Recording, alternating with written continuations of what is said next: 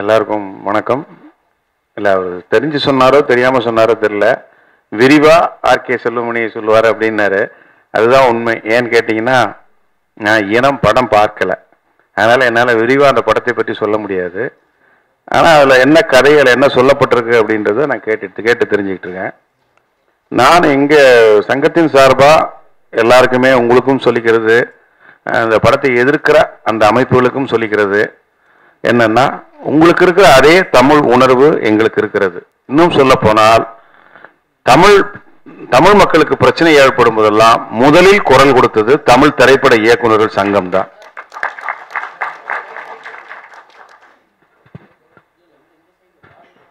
அது உங்கள் அனைவருக்கும் தெரியும். காவேரியில் தண்ணீர் திறந்துவிட கர்நாடக அரசு மறுத்த பொழுது நாங்கள் யாருமே செய்யாத ஒரு பெரிய முயற்சியாக அனைத்து நட்சத்திரங்களும் தொழில்நுட்ப கலைஞர்களும் நாங்கள் நெய்வேலிக்கே ஊர்வலமாக சென்று ஒரு பிரம்மாண்டமான ஊர்வலம் நடத்தி காட்டினோம். பிறகு இலங்கை தமிழர்களுக்கு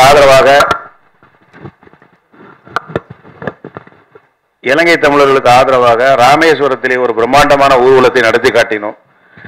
இதெல்லாம் சொல்றது ரொம்ப ஈஸி, ஆனால் செயல்படுத்துறது பார்த்தீங்கன்னா ரொம்ப கஷ்டம். அத்தனை டைரக்டர்கள், அத்தனை ஆர்டிஸ்ட்டு, இவங்களெல்லாம் கூட்டிட்டு போய் அதை ஷூட்டிங் கூப்பிட்டாலே வராதவங்க பல பேர்லாம் நாங்கள் அவ்வளோ ஸ்ட்ரெயின் பண்ணி நாங்கள் கூட்டிட்டு போய் அவ்வளோ பிரம்மாண்டமான ஊர்வலங்கள்லாம் நாங்கள் நடத்தியிருக்கோம். முல்லை பெரியாறு பிரச்சனைகள் வரும் பொழுதும் அதுக்காக கடற்கரையிலெல்லாம் நாங்கள் ஊர்வலம் போயிருக்கோம், நாங்கள் உண்ணாவிரதம் வந்திருக்கோம். இப்படி தமிழர்கள் எங்கு பாதிக்கப்படுகிறார்களோ அதற்காக முதலில் குரல் கொடுப்பவர்கள் நிச்சயமாக தமிழ்நாடு திரைப்பட இயக்குநர்கள் சங்கம் தான். இந்த படம் இனம் படத்தை பொறுத்தவரையிலும் இந்த படத்தில் தமிழர்களுக்கு, இலங்கை தமிழர்களுக்கு எதிராக எந்த ஒரு காட்சியோ கருத்தோ இல்லை என்பது எங்கள் செயலாளரிலிருந்து திரு சண்முக சுந்தரம் அவர்கள் வரைக்கும் படம் பார்த்த அனைவருமே உறுதியாக சொல்லிவிட்டனர். அது மட்டும் இல்லாமல் நாங்கள் எப்பொழுதுமே வலியுறுத்துவது ஒன்றுதான், சென்சார் ஆன பிறகு அந்த படத்தை தடை பண்றதை எந்த அமைப்புக்கும் உரிமை இல்லை. ஏன்னா விஸ்வரூபம் படம் வரும்பொழுதும் சரி, நானும் அப்போ செல்வமணியும் சரி இந்த அமைப்பில் இல்லை, டைரக்டர்ஸ் அசோசியேஷன்ல போஸ்ட்ல இல்லை. இருந்தும் கூட நாங்கள் புதிய தலைமுறையில் நடந்த ஒரு நேரலை நிகழ்ச்சியில நாங்கள் 2 பேரும் கலந்துக்கிட்டு விஸ்வரூபத்துக்கு ஆதரவாக தான் நாங்கள் பேசினோம். அதுபோல இந்த படமும் சரி. இதுவே பார்த்தீங்கன்னா எங்களுக்கு தமிழ் டேம் அப்படின்ற படம், டேம் ட்ரிபிள் என்ற அந்த படத்துல தமிழருக்கு எதிராக இருக்கு அப்படின்றதுக்காக நாங்கள் அந்த படத்துக்கு உங்களோட நாங்களும் துணை நின்றோம். அந்த படம் திரையிடக்கூடாது என்பதில் உங்களை விட நாங்கள் அதிக உறுதியோடு இருந்தோம். இந்த படத்தை பொறுத்த வரைக்கும் அந்த மாதிரி எந்த காட்சிகளும் கிடையாது. இந்த படத்தினுடைய இயக்குனர் சந்தோஷ் சிவன் ரொம்ப இந்தியாவுக்கே பெருமை சேர்த்த ஒரு தலை சிறந்த கேமராமேன். அவர் எங்கள் சங்க உறுப்பினர். அவரை பாதுகாக்க வேண்டிய கடமையும் எங்களுக்கு இருக்கிறது. அதனால இந்த படம் படைப்பு சுதந்திரத்தை பாதிக்கிறதுன்றது எங்களுடைய தனிப்பட்ட கருத்து. நிச்சயமாக இந்த படம் திரையரங்குகளில் வெளியாகும், நல்ல ஒரு மாற்றத்தையும் தமிழ் மக்களிடையே ஒரு எழுச்சியையும் இலங்கை தமிழர்களுக்கு ஆதரவான நிச்சயமான ஒரு அனுதாப அலையை ஏற்படுத்தும் என்பது என்னுடைய உறுதியான நம்பிக்கை. இன்னும் இந்த படத்தை பற்றிய விரிவான தகவல்களை எங்களது சங்க செயலாளர் திரு ஆர்கே செல்வமணி அவர்கள் சொல்வார்கள். நன்றி, வணக்கம். எல்லோருக்கும் வணக்கம். நான் 2 நாள் முன்னாடி இந்த படத்தை பார்த்தேங்க. எனக்கு முதல்ல ஆச்சரியம் என்னன்னா, இந்த அளவுக்கு சுதந்திரமா சென்சார் போர்டு இலங்கை பிரச்சனையை சொல்ல விடுறாங்களா அப்படிங்கிற சந்தோஷம் எனக்கு. நிஜமா நாமளும் ஈழத்தை பத்தி படம் எடுக்கலாமேன்னு ஒரு உணர்வு கொடுத்துச்சு, நிஜமா கொடுத்துச்சு. உண்மை, ஒரு படைப்பாளியே சொல்றேன். இதுல எந்த இடத்துல நம்ம தமிழ் சமூகத்துக்கு எதிரான கருத்து இருக்குன்னு எனக்கு நிஜமா தெரியல. அப்படி யாராவது சொன்னாங்கன்னா தாழ்மை கேட்டுக்கிற நிலையிலையும் இருக்கேன். எனக்கு தெரிஞ்சு ஒரு ஆதரவான ஒரு உணர்வு கொடுத்த படம் அப்படின்னு தான் நினைக்கிறேன். இதை விட அதாவது 100% நடந்திருக்காங்க. அங்கே கொஞ்சம் தான் சொல்லப்பட்டிருக்கு அப்படிங்கிறது உண்மை. ஆனால் இவ்வளோ சொல்ல விட்டுருக்காங்களே அப்படிங்கிற ஆச்சரியமும் எனக்கு இருந்துச்சு. இனிமேல் ஈழத்தை பற்றி நாமளும் படம் எடுக்கணுங்கிற உணர்வு கொடுத்த படம். இதுதான் உண்மைங்க. மற்றபடி இதுக்கு எதிராக என்ன இருக்குன்னு எனக்கு தெரியல. நன்றி. அனைவருக்கும் என் பணிவான வணக்கம். நானும் எல்லாரும் இயக்குனர் செயலாளர் சசி என்று நிறையா இயக்குநர்கள் வந்திருந்தாங்க. அன்றைக்கி படங்கள் அந்த படத்தை பார்த்தாங்க. இரவு காட்சி நிறைய பேர் அழைச்சிருந்து நிறைய பேர் வரல அப்படின்னு வேற சொன்னாங்க எனக்கு. இருந்தாலும் நாங்கள் ஆரம்பத்திலிருந்து கடைசி வரை அந்த படத்தை முழுதுமாக பார்த்ததில் எந்த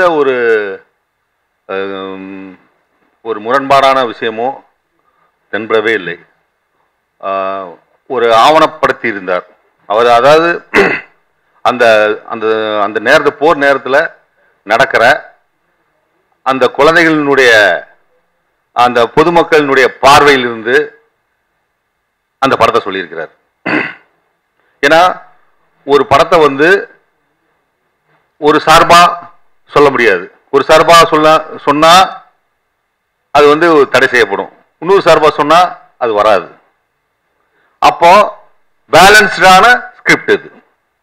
அந்த பேலன்ஸ்ல சில கருத்துக்கள் மாறுபட்ட கருத்துக்களா இருந்துச்சுன்னு சொன்னா சென்சார் வந்து அது நிச்சயம் வந்து ஆட்சேபிச்சிருக்கும். அது ஆட்சேபிக்கல. இதுவும் இல்லாம யூஸ் சர்டிஃபிகேட் கொடுத்து தமிழ்நாடு இதுல வரி விலக்கு கொடுத்துருக்காங்க. அது ரொம்ப முக்கியமா நீங்க பார்க்கணும்.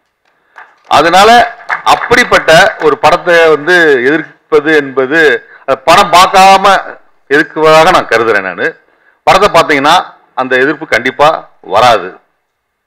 இதுதான் உண்மை. அதாவது வந்து ஏன்னா பார்க்காம தான் அவங்க வந்து பண்றாங்கன்னு நான் நினைக்கிறேன்.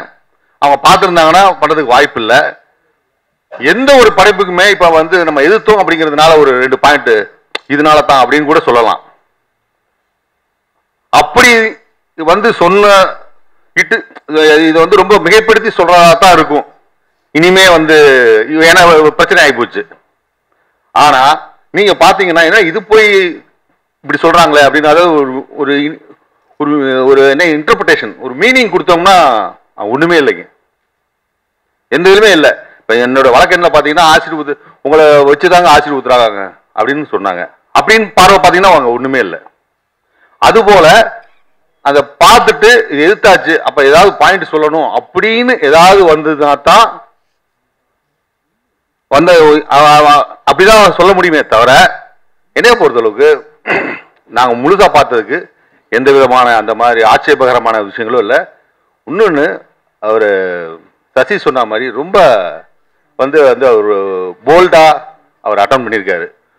ஒருவேளை அவருடைய முந்தைய படங்களுடைய தொடர்ச்சி, ஏன்னா ஏற்கனவே அதுக்கு ஒரு கான்ட்ரவர்சி வந்துச்சு சார், அது டெரரிஸ்ட்ங்கிற ஒரு படத்துக்கு.